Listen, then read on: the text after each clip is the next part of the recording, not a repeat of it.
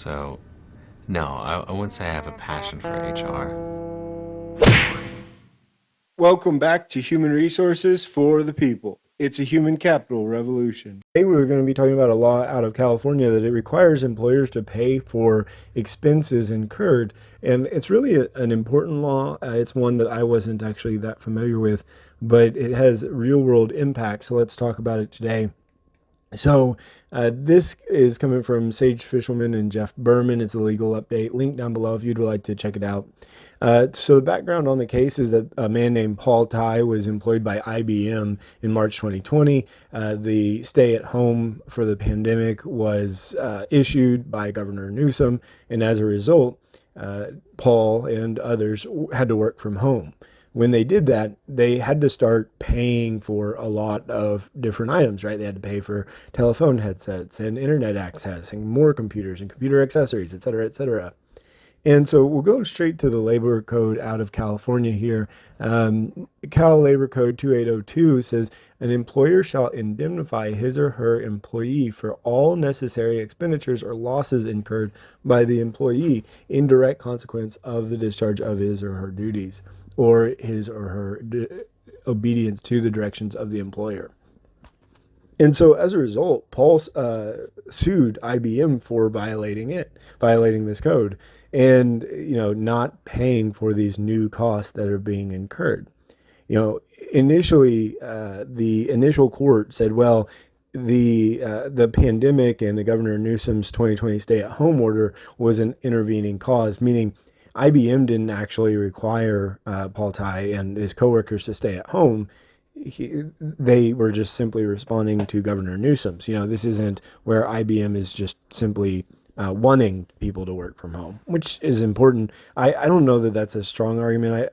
I would say that, but it initially won in court. They initially got the first win there, that because Governor Newsom declared it work from home, the trial court ruled in favor of Tai.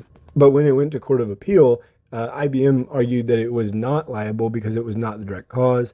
Court of Appeal reasoned that the analysis depends upon whether the expenses incurred were directly related to the employee's duties or not. And IBM argued that it would reimburse employees for expenses that are inherent to the business and that are incurred for the employer's benefit. But the Court of Appeal ultimately rejected this because the section doesn't include that language. The Court of Appeals then held that because the expenses were operating expenses that were in direct consequence of the employee's discharge of their duties for IBM, Section 2802 applied. And so, there's a lot of important things here. Liability under Section 2802 may not be avoided, even if the decision to work from home was at the direction of an outside entity. And frankly, much of this is, I think to be expected. And I would say that most businesses do pay for an employee's work from home goods, right? The things that they need to work from home. Most companies would do that. But I do think that this might have a limiting effect. For example, employers who are not currently in California might stay away from employees in California.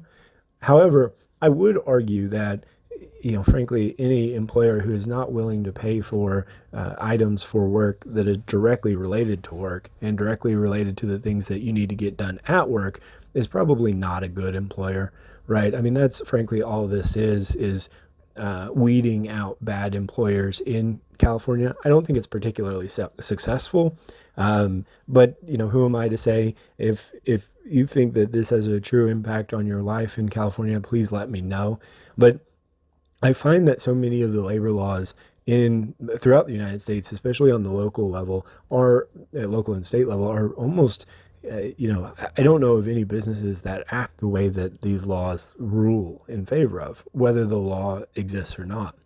Similarly, you'll see laws that reflect, for instance, paid leave, short-term disability, vacation, etc. Those are all minimums that really are, sort of expected in any major business for any serious employer. And so I don't really fully understand. I mean, the laws are getting rid of these quote unquote bad employers, but I don't know exactly what kind of impact that is. Do they truly have better employers than everywhere else in the world, everywhere else in the nation, just because of this law or not? And that's what I'd like to see the numbers on if the law actually has any real impact. Let me know what you think in the comments down below. Like, share, and subscribe, and we'll see you on the next video. Bye, guys.